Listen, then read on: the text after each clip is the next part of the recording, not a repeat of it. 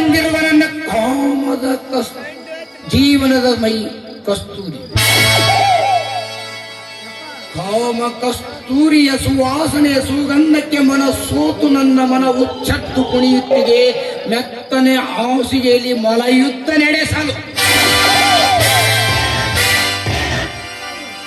ಸುಖದ ಸುಪ್ಪತ್ತಿಗೆಯಲ್ಲಿ ಹರಕೆಯ ಕುರಿಯಾಗುತ್ತಿರುವೆ ನಾನೆಂಬುದನ್ನು ಅರಿಯದೆ ನನ್ನ ಭವ್ಯ ಬಂಗಲೆಗೆ ಕಾಲಿಟ್ಟ ಮರುಗಳಿಗೆಯಲ್ಲಿ ನನ್ನ ಕಾಲಡಿಯಲ್ಲಿ ಸರ್ವಪತನ.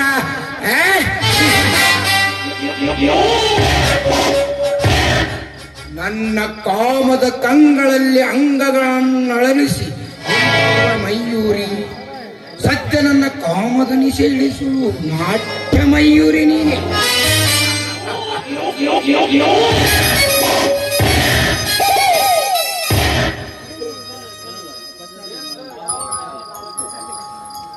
ಏನ್ ಸರ್, ಏನೋ ಅಗಾಧವಾದ ವಿಚಾರದಲ್ಲಿ ಮುಳುಗಂತೆ ಕಾಣ್ತಾ ಇದೆ.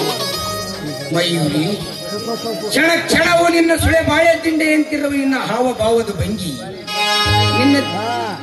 ನಿನ್ನಂತ ಅಪ್ಪಟ ಅಪರಂಜಿ ನನ್ನಂತ ತೋಳ ತೆಕ್ಕೇರಿ ತಪ್ಪಿದಾಗ ಅರಕ್ಷಣವು ನಿನ್ನದೇ ಆಲೋಚನೆಯಲ್ಲೇ ಇಲ್ಲ. ಅದಕ್ಕೆ ಇಷ್ಟೊಂದು ಆಲೋಚನೆ ಮಾಡ್ತಾ ಇದ್ದೀರಾ ಸರ್?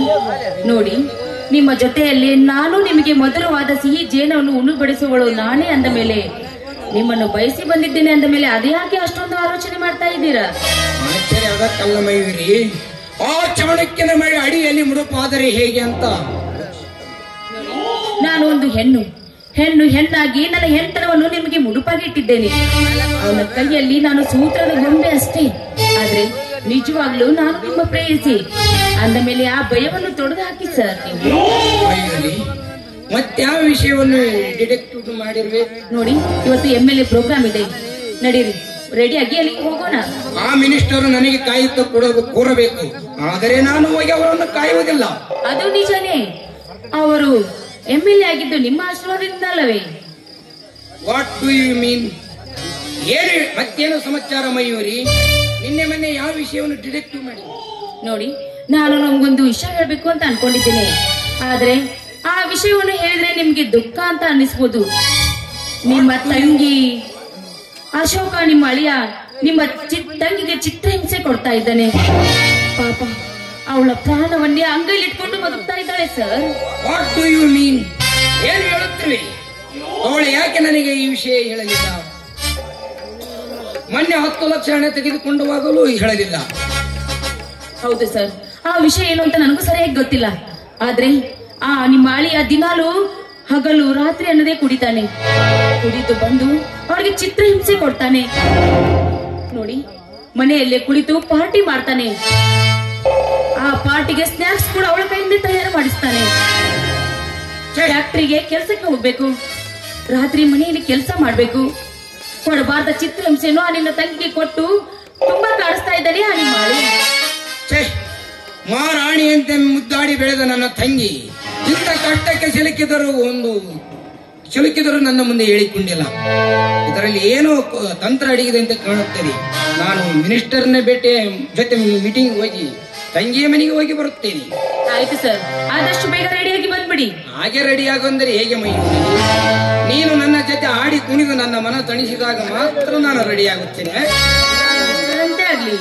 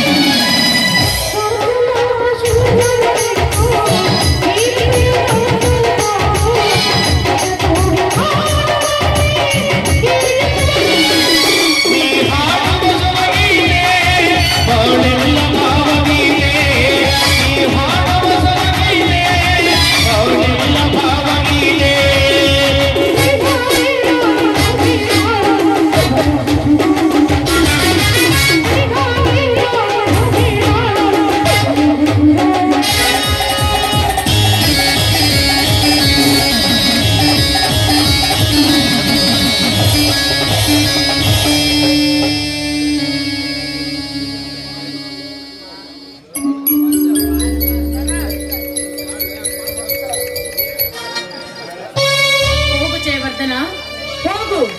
ಒಂದೇ ಹಕ್ಕಿಗೆ ಎರಡು ಕಲ್ಲು ಅನ್ನೋ ಹಾಗೆ ನಿನ್ನ ಹಾಗೂ ಆ ಅಶೋಕನ ನಡುವೆ ಸೇಡಿನ ಕಿಡಿ ಹಚ್ಚಾಯ್ತು.